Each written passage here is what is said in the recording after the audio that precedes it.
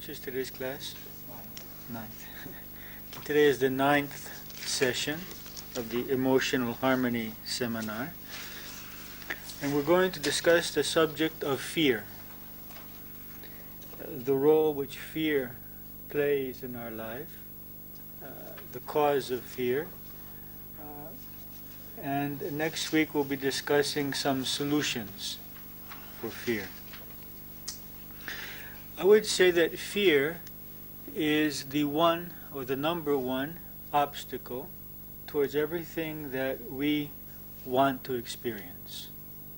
It's the number one obstacle towards feeling peace, happiness, unity, love.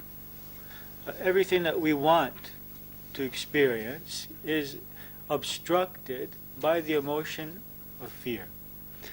I also believe that fear is the underlying emotion behind all of the other negative emotions, even behind depression or behind jealousy or anger or hate.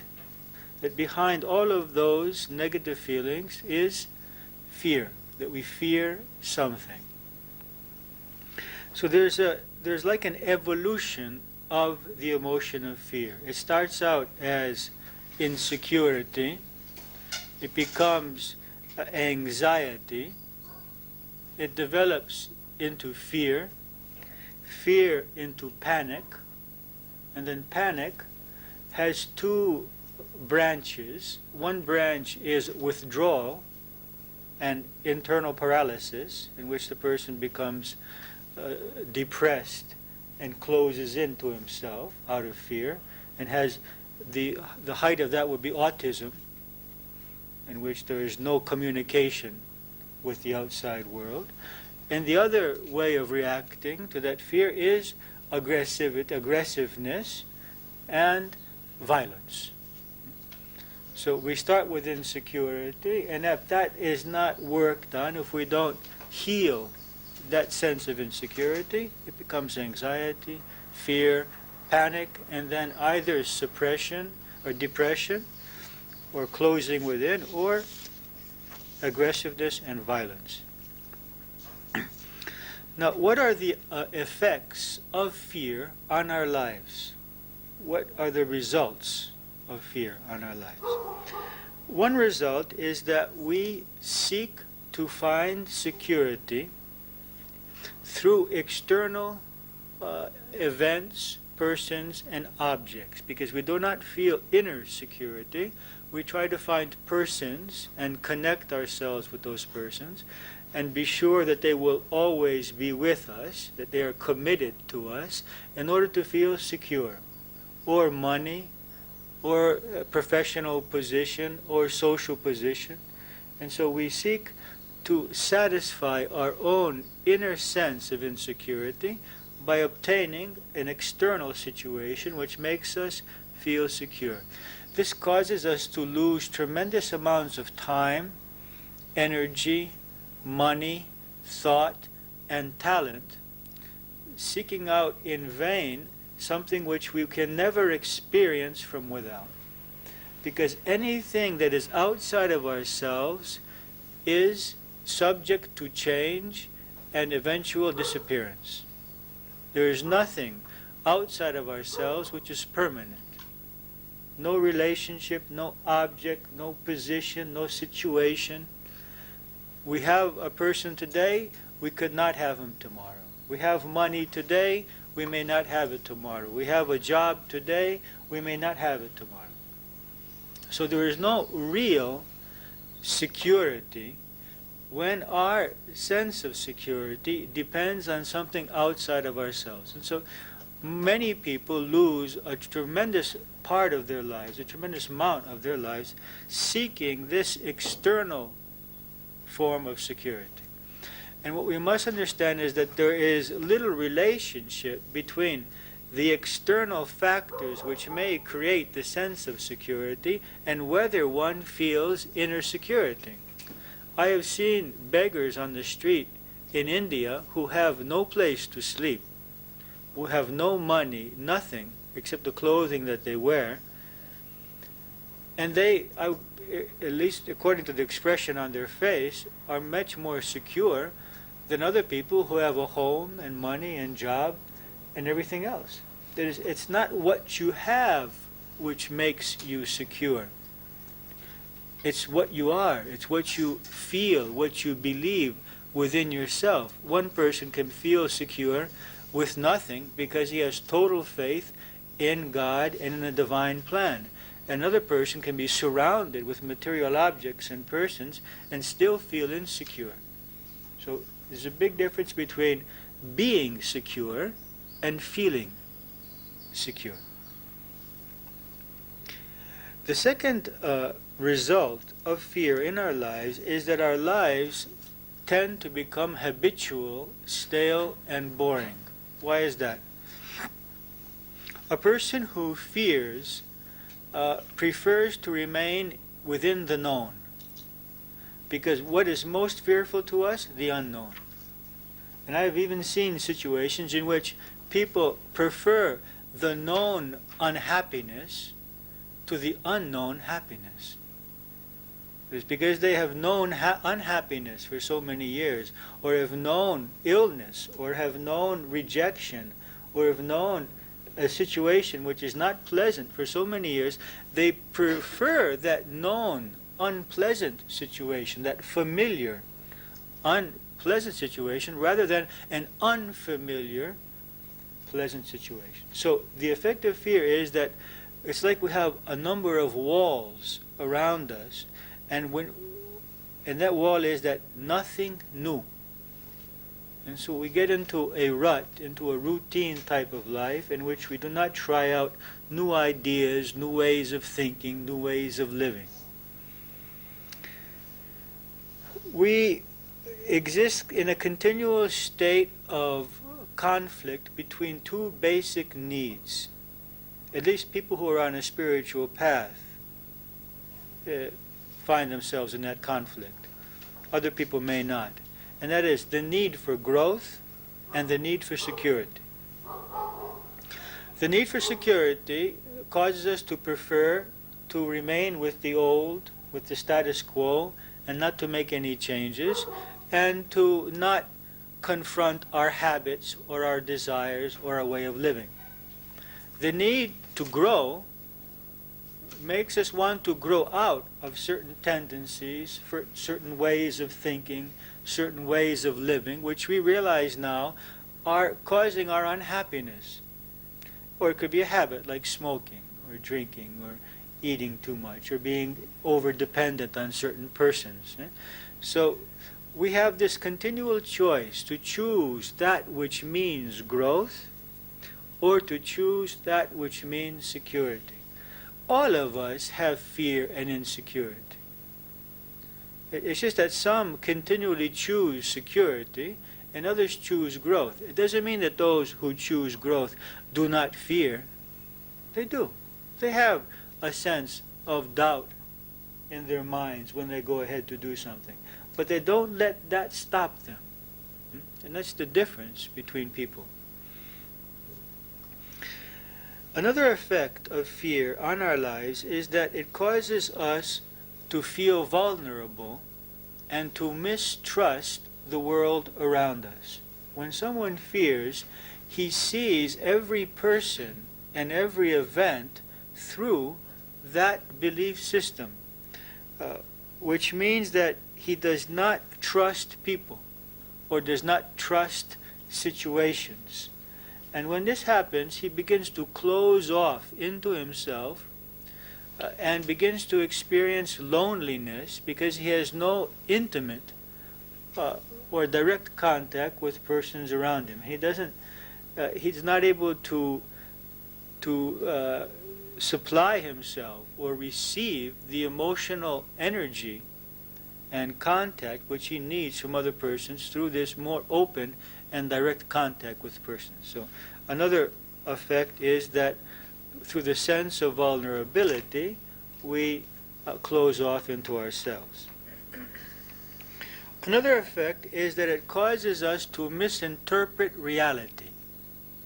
That is, we see danger there where there is not. The classic example is that we see a rope on the road and we think it's a snake.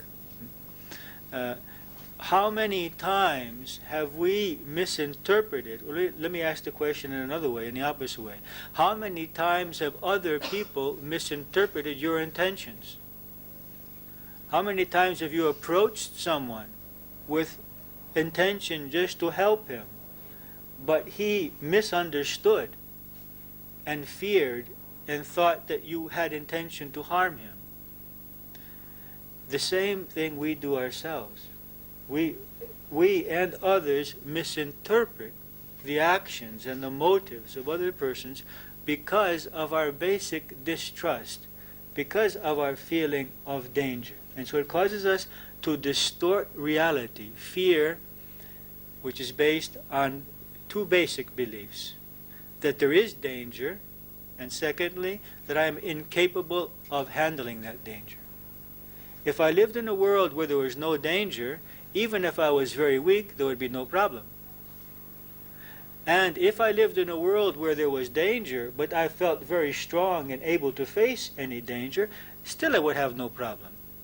So in order to fear, I have to have two basic beliefs: that there is danger in the world, from persons, from microbes, from animals, from events, whatever it may be, from earthquakes, whatever it may be, and that I do not have the power, the ability to protect myself from those dangers.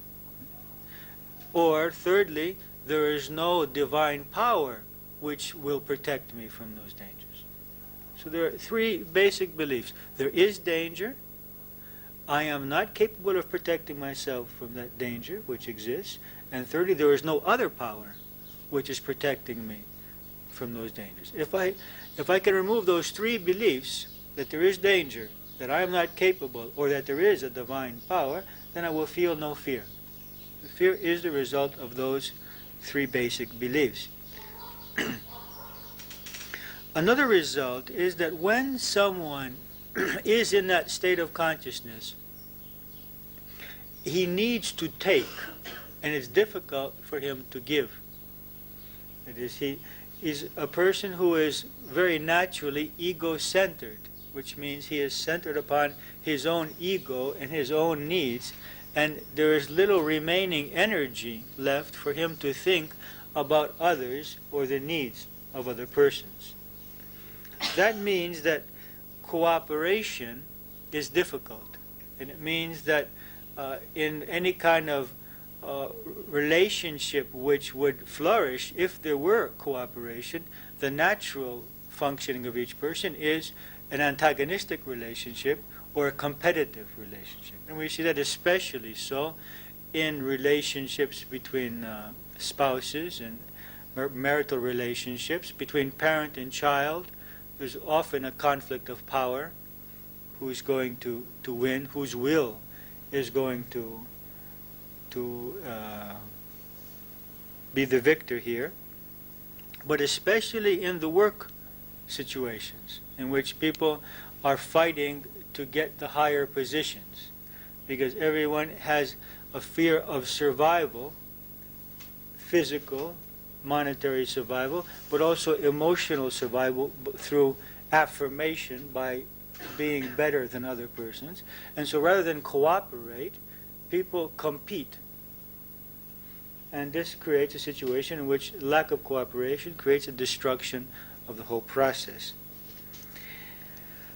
Another result of fear, very powerful result of fear, is hate or aggression. And animals will attack for one of two reasons: either for hunger or out of fear, when they feel that there is danger. That is, and it's the same with the human being. That is, he attacks either when he needs something very much, whatever that he may need, or when he is in a state of fear. Another result is poor health. Fear has a way of weakening the immune system, because the immune system does not distinguish between real or physical enemies and imagined enemies.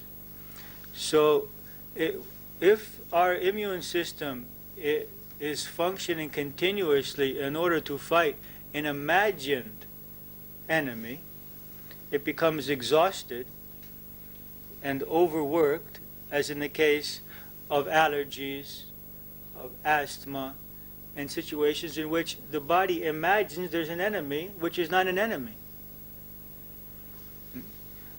And it's usually a state of fear which causes that. So it causes a suppression of the adrenals, a weakening of the adrenals, and therefore less energy to protect us from actual illness. Now, is there useful fear?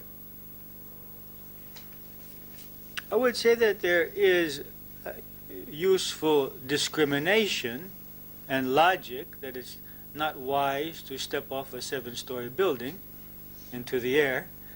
I wouldn't call that fear. I would call that wisdom or logic. I think that there are seldom situations in which there may be useful fear. For example, if at this moment a hungry tiger walked into the room, he would be most likely to eat the person who made the most movements, less likely to eat the person who sat calmly sending out vibrations of love and peace to the tiger. As we know, dogs tend to chase after people who fear them and leave people who don't fear them alone. And so there is a natural, and if there were an earthquake at this moment, I think the person who thought most calmly, well, where is the safest place to put my body, would protect himself much more effectively than the person who panicked and just jump out of the window or just ran screaming, trying to find what he was going to do, see what he was going to do. So I believe that even in situations where there is danger, actual danger, a peaceful state of mind and a lack of fear is a better way of handling the situation. Now, what is the cause of fear? The cause of fear is ignorance. Ignorance of our true nature. We are not aware of what we really are, and ignorance of the nature of reality, the nature of the universe, what the universe is, what we are, and what others are, and what the universe is, and what the purpose of the universe is, and what the purpose of our temporary physical manifestation in the universe is. If we understood all of that, if we experienced all of that, we would not fear. So, what is the cause of fear? It's ignorance. We are an immortal, indestructible spiritual consciousness, which is temporarily incarnated in a physical body. This consciousness cannot die, it cannot be burned, it cannot be cut into pieces, it cannot be destroyed in any way, it cannot be demeaned in any way. Its value can neither be increased or decreased. But when it is in the body, it forgets itself. It's called Maya, or illusion. It forgets its own true nature. And forgetting its own true nature, losing the awareness of its true immortal self, seeking to see what it is, it identifies with the body and the mind. So this consciousness, immortal consciousness, which I am, when it's in the body, forgets temporarily its real immortal self and identifies with a temporary vehicle of manifestation, which is the body and the personality. The moment I say, and the moment I am programmed by my parents and all of society to believe that I am the body and that I am the personality, immediately I feel fear, because the body is vulnerable both to death and to harm, and the personality is vulnerable to harm, to hurt feelings, and it's also vulnerable to disappearance. So we could say that all of the fears which a person has are based on the basic belief that I am this body, I am this personality. That creates a need to attach ourselves to certain situations. It creates a twofold force, the force of attraction or addiction, and the force of aversion or repulsion, as we want certain things because we believe they give us security and self-worth, and we don't want other things like illness or rejection or criticism because we feel that they put us in danger. So that creates, fear creates attachment and aversion. And once we get caught up in attachment and aversion, that creates increased fear, because now being addicted to certain things outside of ourselves, we fear not being able to sustain them. So it's not enough that I fear I won't be able to find a spouse or to find a partner. Once I get it, I live in a continual fear of losing the partner. Or I feel jealous towards other persons who connect with that person. That is, our lack of self-fulfillment, of inner fulfillment, causes us to fear not having, to fear losing when we have, to feel jealous towards others who have what we feel we might have, to feel bitter towards people who prevent us from having what we believe we must have. And all those emotions are based on fear, on the basic idea that I am this body, I am this personality. Now, let's make this distinction. We're not saying that we do not have a body and we do not have a personality. It's the verb am and have which we have to distinguish here. That is, I have a piece of paper, I am not the piece of paper. I have a car, I am not the car. How do I know that? Because when I get to my destination, I get out of the car. So I have a body in which I get into at the beginning of life and I get out of at the end of life. Either I am a soul or I am a body. I cannot be both. The body is the vehicle of the soul. It's a useful and important vehicle which I want to take care of with exercises, healthy eating, breathing techniques, relaxation, and take care of the mind with concentration techniques, with meditation, with analysis, but not to believe I am those. Then fear is created.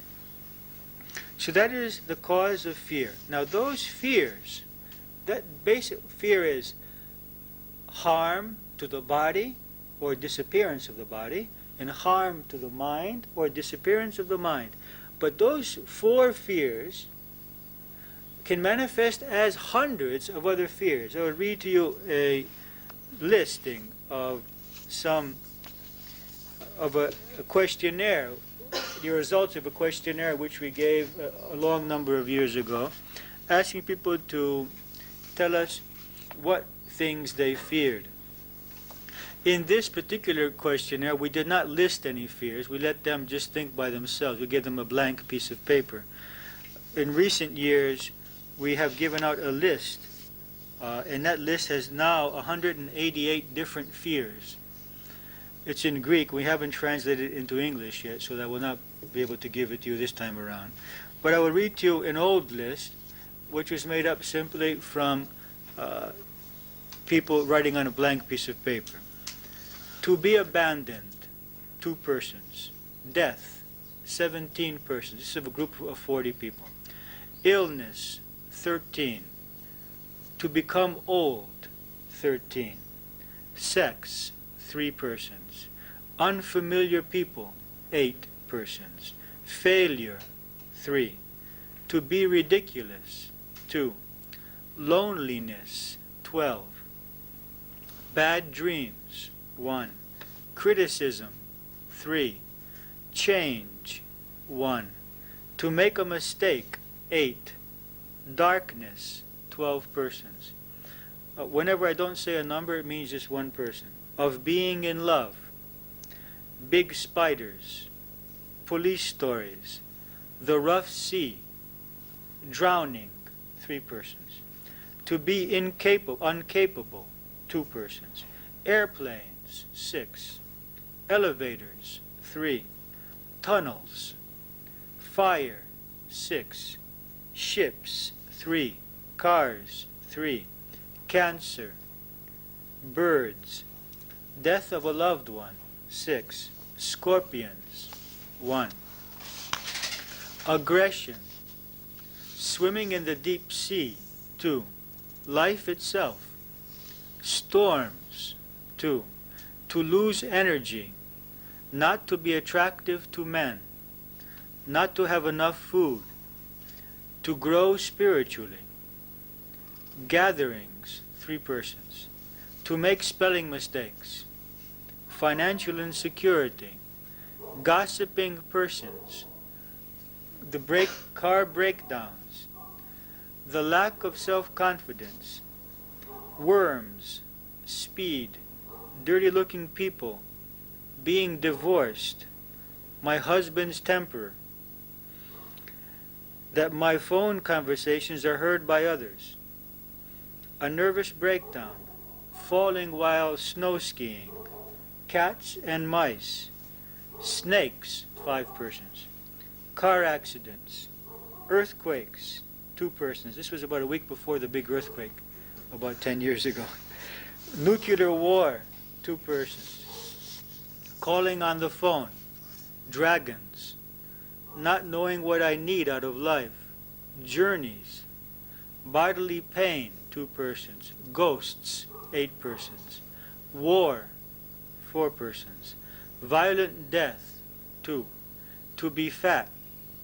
Poverty, 2 persons. The cold, 3 persons. Too much heat. The obligations of the future. Insomnia. Wrinkles. Heights, 8 persons. Small spaces, 5 persons. Violence, 5 persons. Showing emotion or real opinion, 1 person. Monsters, 2 persons. To speak in front of others, 2 persons. Animals, 3.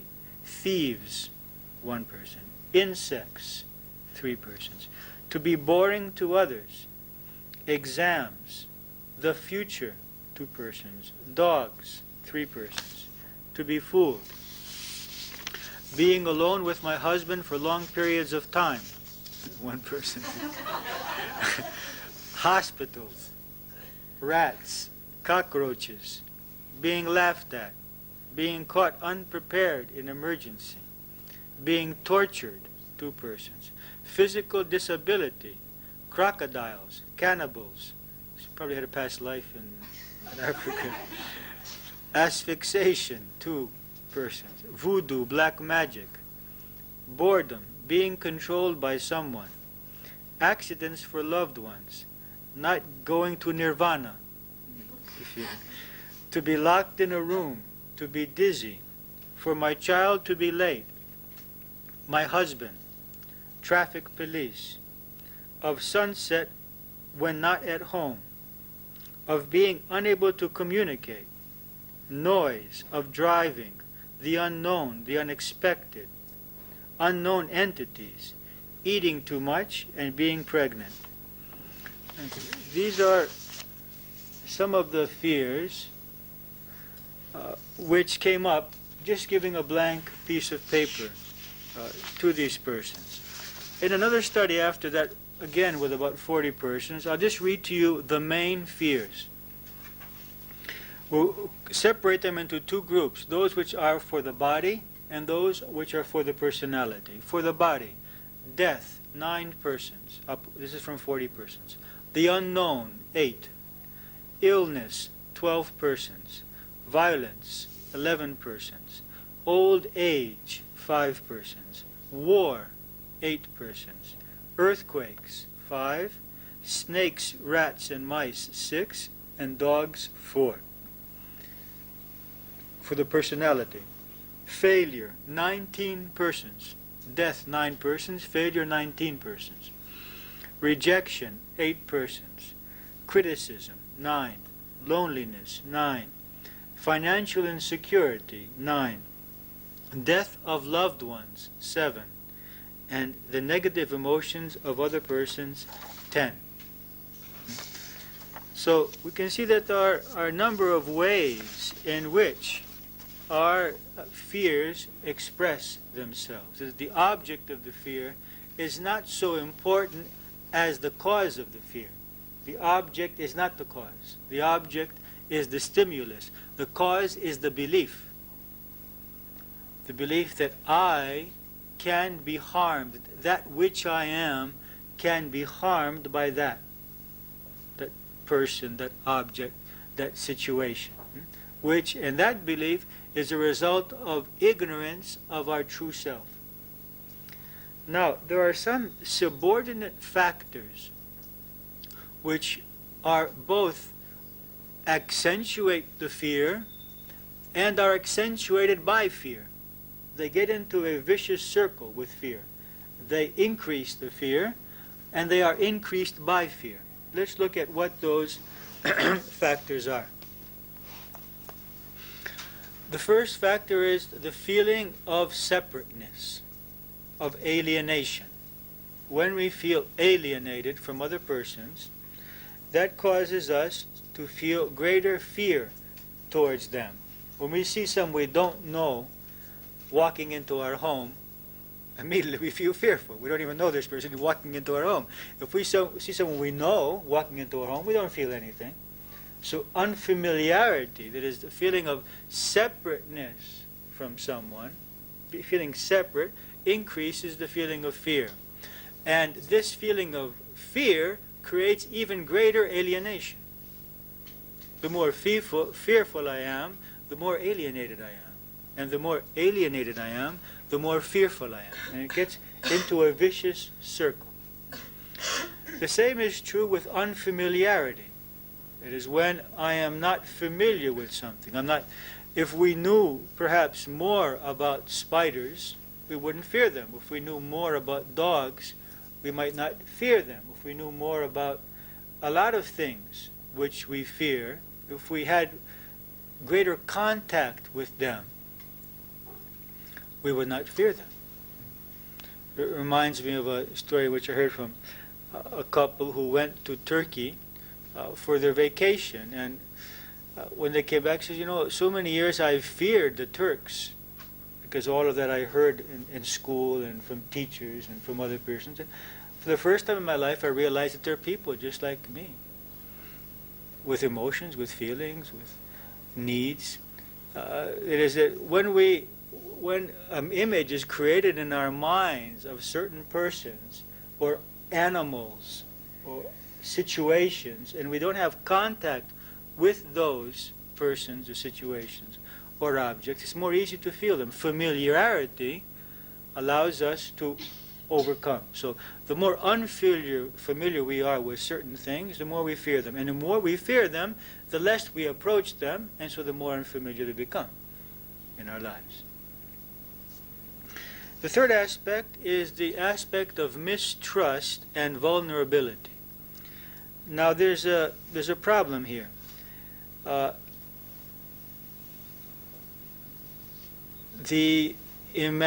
mind of a person, our subconscious mind,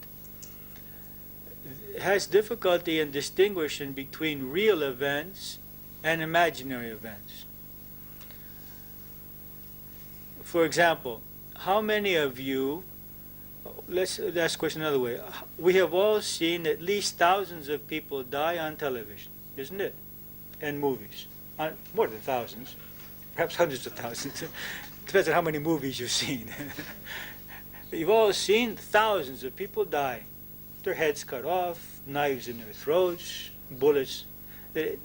You've seen that thousands of times. That has gone into the subconscious mind. How many persons have you seen killed before your very eyes? How many?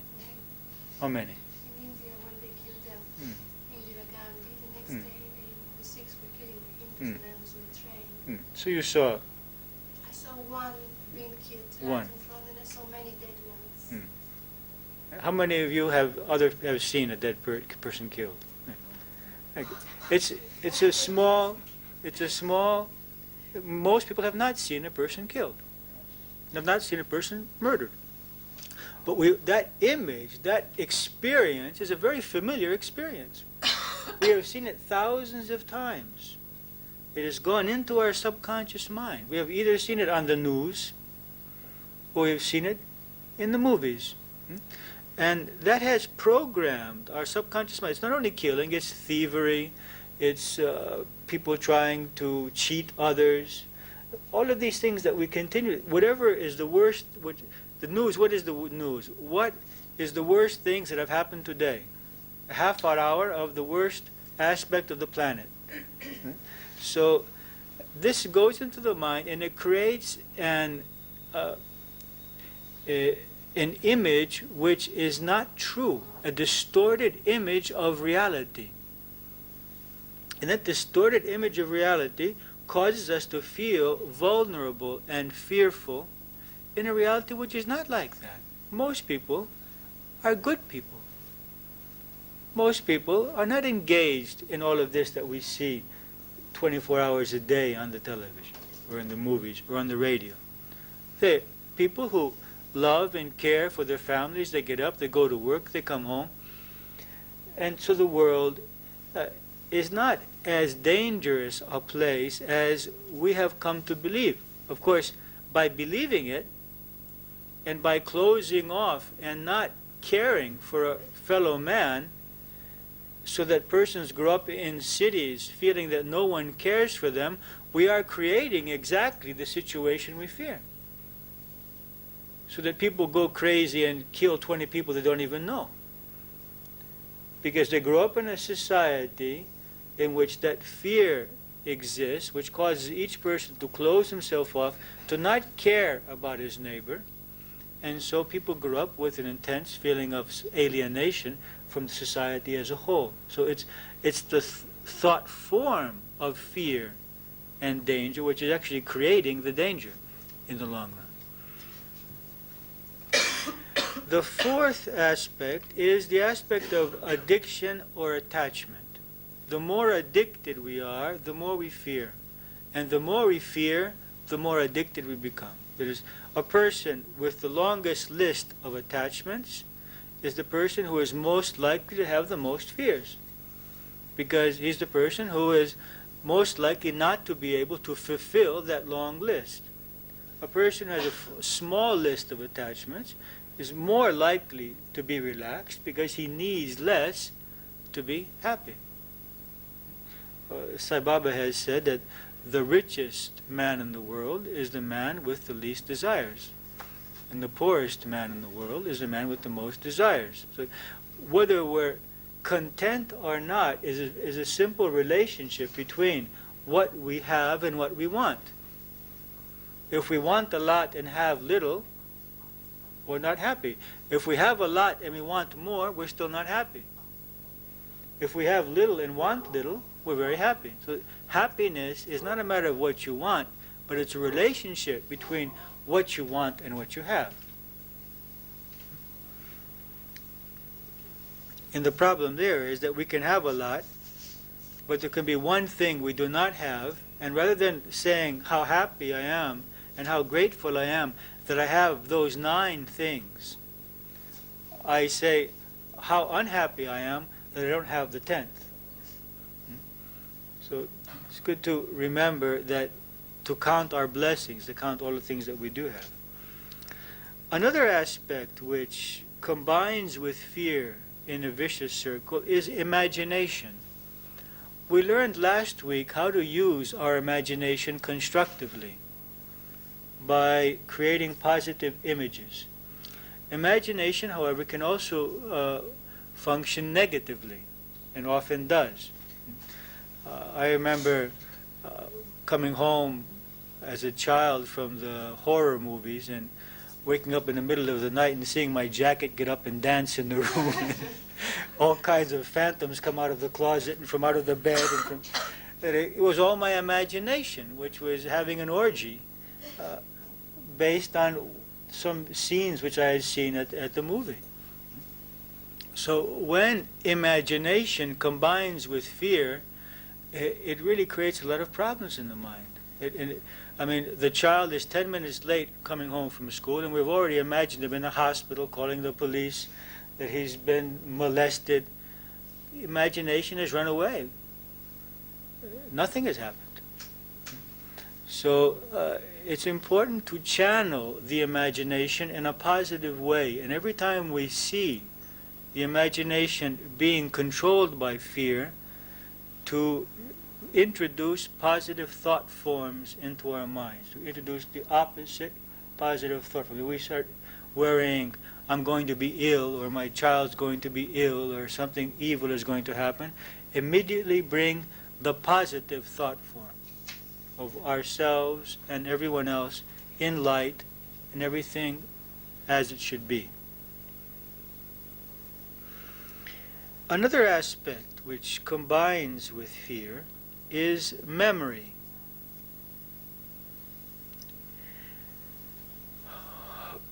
Few, if any, fears are of the present. Fears are usually programmings produced in the past which have to do with the future. Maybe I won't succeed. Maybe I will lose this. Maybe I will die. Maybe someone else will die. What we fear is almost always in the future. And the reason we fear it is that we have had some experience in the past. So it's important to understand that our memory is not only a quantitative experience, but it's a qualitative experience. What do I mean by that? Take the example of a person who has driven a car 365 days a year for 20 years. That's 20 times 365, that's 6,000 times. Or maybe 60,000 times. It's a large number of times. And then one day, after 20 years, he has an accident. And the next day, he can't get back in the car. He fears it. One experience in his mind now is weighing more than 6,000 experiences. One experience. You understand? If I have had so many positive interactions with persons, and one person hurts me, I don't remember the thousands of pleasant interactions, but I remember the one. And it makes me fear interactions with other persons. You see? So it's very important to understand that our subconscious mind is not an objective observer of reality. And it can take one experience and let that one experience program into us a fear, even though that event is not an event which has happened regularly. We cannot say that this is the norm in life. This is what will happen daily in life. It happened once in 20 years. Although we drove so many times in those 20 years. Understand? So it's important to understand that memory and holding on to the past and allowing the mind to be programmed by past experiences causes us to distort the image of the future and to fear future events which there is no reason for us to believe will happen, because the statistics are that they will not, or that there's a very small statistical possibility of that happening. If we take 1 out of 20 times 365, it's a small statistical probability. And the last aspect I would like to speak about is the fact that we don't live in the present, as I mentioned earlier. We fear the future based on the past. A mind which exists in the present seldom has fear. You may have fear when the lion walks in the room, or when the earthquake is going on, or when he is confronted with a situation. If you examine your fears, they're not those kinds of fears. They're fears about what will happen. We're not living in the present. So a person who's not living in the present moment is more subject to fear. His mind just goes over and over and over again with the same things. Maybe this will happen. If this happens, and he starts creating plans, well, I'll do this, and if the other happens, I'll do that. And the mind is completely lost in this process of programming, something which never happens in the end. And he's lost so much of the present, so much of the beauty of the present moment, programming what he's going to do to handle this imaginary thing which may happen, which never happens, and we lose most of our lives. Most of our lives is eaten away by this kind of thinking, which is based on fear, and causes us to create whole scenarios within our minds, scenes within our minds, of what we're going to do. This is called attack thinking. It means the thinking of being attacked and how we're going to attack. The potential fear, the potential danger, and what we're going to do about this danger. We waste a large portion of our lives in this kind of mental process. So for next week, next week we're going to talk about ways to overcome fear. I'm going to give you 10 techniques for overcoming fear. But in order to work on that, I would like you to have looked more deeply into yourselves to determine what are your fears. Let's look at the questionnaire which we have given you today. Fear, discovering and overcoming our fears. Fear is our greatest obstacle towards happiness, growth, success, peace of mind, and harmonious relationships. Behind every negative emotion there is some hidden fear. Let us search out these fears and liberate ourselves from them. Remember that you may not consciously feel a fear, but that it may be a subconscious fear. Check out your inner child. Please make a list of fears which may exist in your conscious-subconscious mind. We will present to you here some common fears to help you out. Add whichever others you can think of. Remember that a fear can be expressed as a variety of emotions such as insecurity, anxiety, uncomfortableness, rejection for others or for ourselves, weakness, worry, inability, confusion, fear, depression, denial, shock, hysteria, panic, paralysis, anger, hate, aggressiveness, violence, etc. So, as we say, you can see the fire because of the smoke which is created. The smoke is our uncomfortableness, our negativity, our negative emotions, and the fire behind that is the fear, and the substance of that fire is certain beliefs. So for this week I would like you to see what are those moments in which you feel those uncomfortable feelings, and what is the object of the fear. Sometimes we can't understand what it is. It's not very easily definable. And to write down what you believe, what you feel, and what you believe about that which is causing you to fear. Here are some possibilities. Your death, sudden death by accident, death of a loved one, illness, being paralyzed, growing old, war, earthquakes, snakes, rats, mice, cockroaches. You can circle whichever it is. Dogs, cats, failure at work, in relationships, at school, at life, rejection from others, being laughed at by others, criticism, loneliness, financial insecurity, others' aggressiveness, the dark, the unknown, God or his punishment, losing your freedom, losing your self-worth, conflicts with others, the sea, heights, fires, boats, planes, cars, elevators, small places, large gatherings of people, to travel by yourself, to lose your sanity, to be rejected in a love relationship, the opposite sex, microbes and dirty things, and add others on the back of this page. So I would like you to search out this week so that we can move on next week. Whatever may cause you to have a sense of fear or uncomfortableness, try to see the emotions, the specific emotions you have when you're in contact with those objects, and if you can find the beliefs.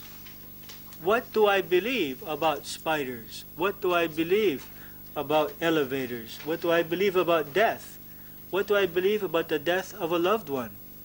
What do I believe about illness, about old age, which creates those emotions within me? The cause of our reality is our beliefs. Okay, any questions about the subject of fear and the work we're going to be doing for these 2 weeks? We're going to work 2 weeks on fear and then 4 weeks on love. Fear is the opposite of love.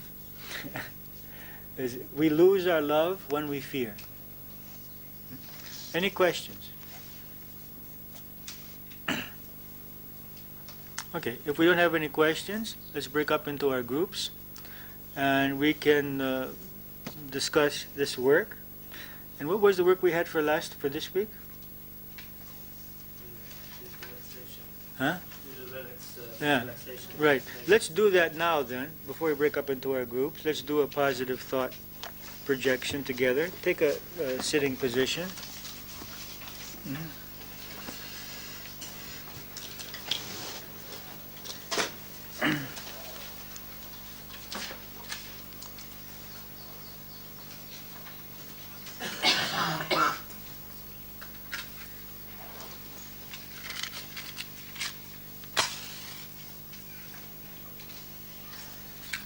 Sit with your spine straight.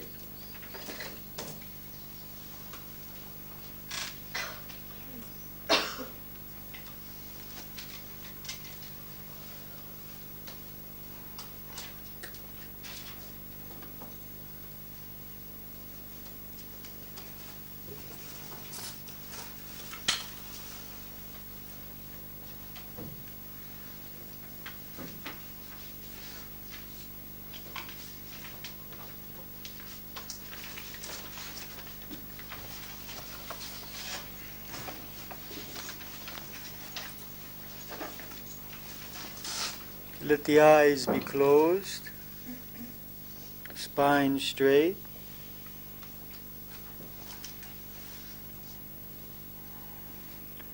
Okay, and bring your concentration, your focus to your breath. And start breathing slowly, deeply, using the 3 muscles of breathing, the abdomen, the rib cage, and the chest.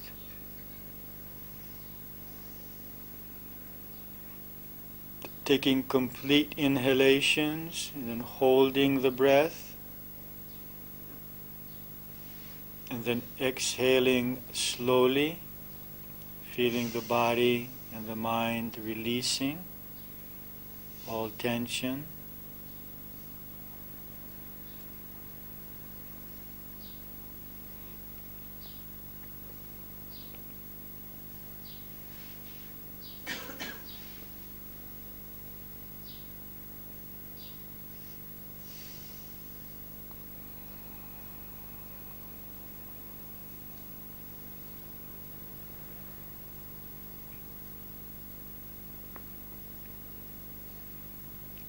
Now take a deep inhalation and hold your breath and focus on your forehead.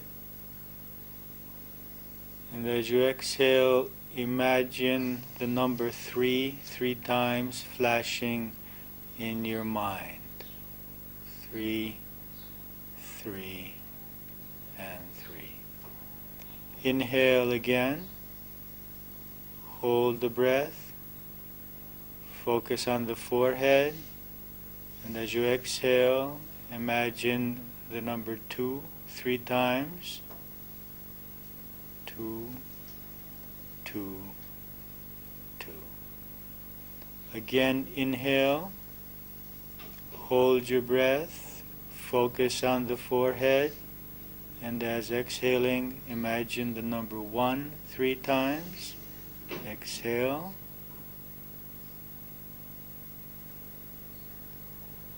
Now, check your body. Bring it into a more straight position.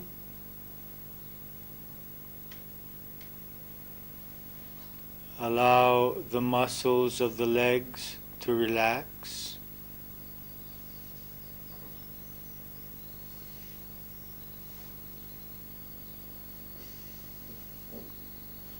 Allow the muscles of the abdomen to relax.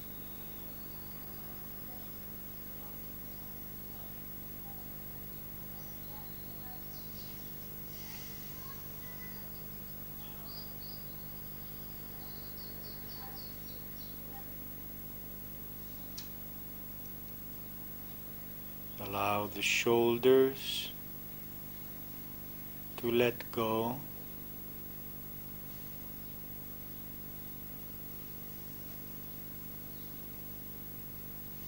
The hands and the fingers relax.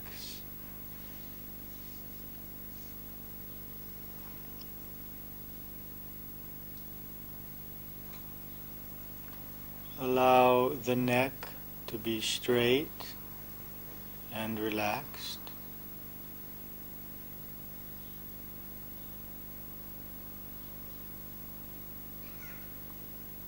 Allow the jaw to relax.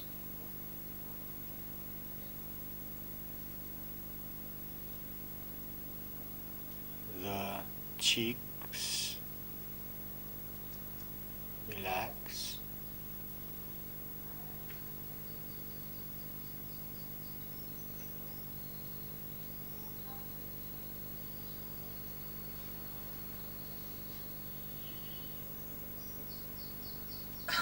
The eyes, allow your eyes to let go of all tension and relax.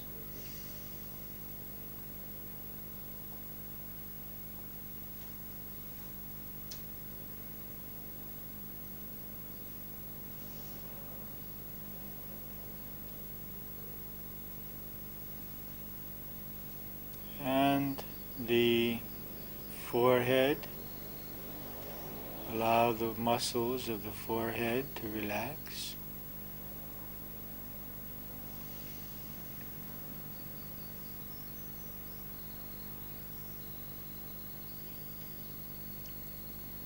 Now, with each number, we will feel our mind falling inward,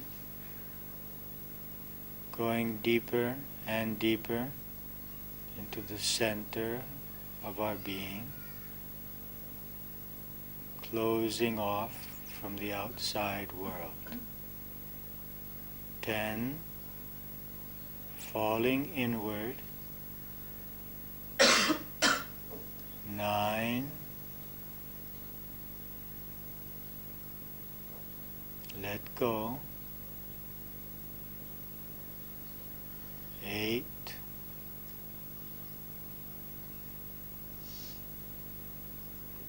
7, going deeper.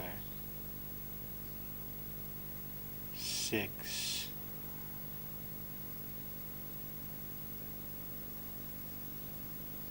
5,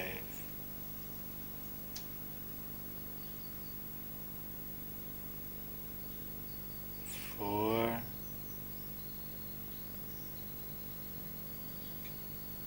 3,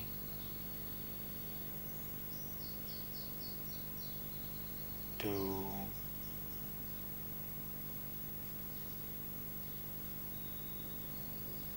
1.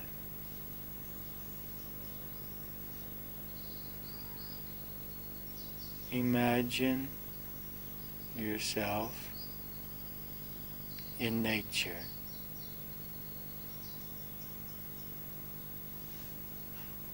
Feeling the vibrations, the peace of nature around you.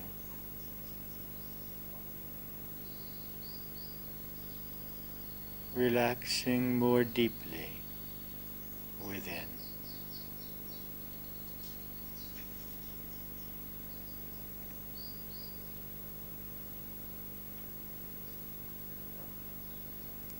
And bring into your mind your positive phrase, your positive affirmation, and repeat it 3 times, slowly and deliberately. 3 times.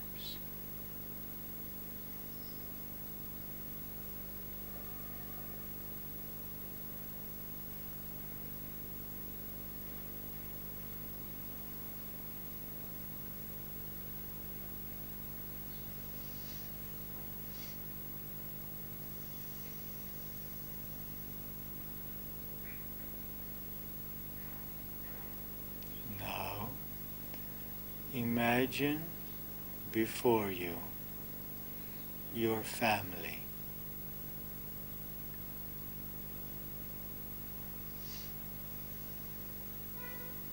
And announce with self-confidence and love your positive affirmation to your family.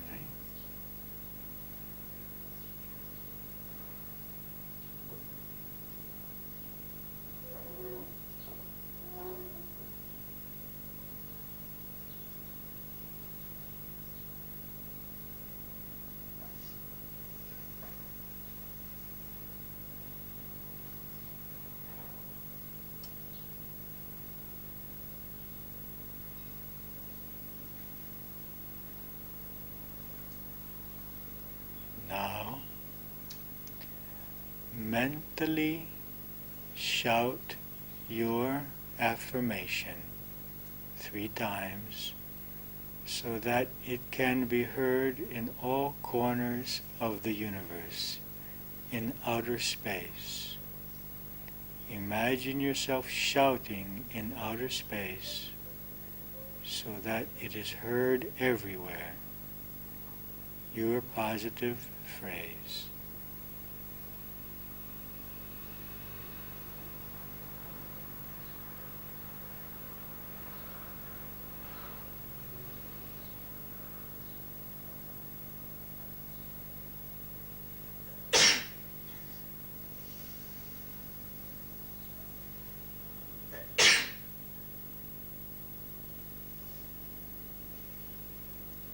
Now, bring into your mind your new image of yourself as you would like to be. And imagine yourself already changed, that you have already changed within you and are a different person. Imagine yourself.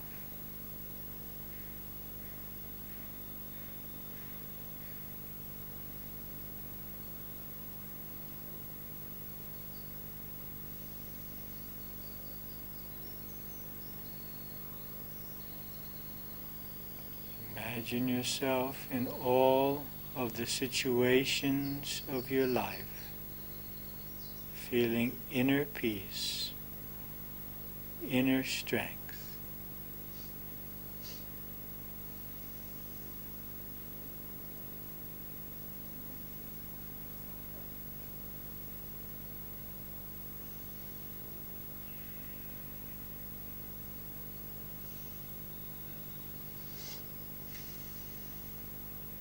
Imagine yourself in all of your contacts with other persons, feeling a sense of unity and love.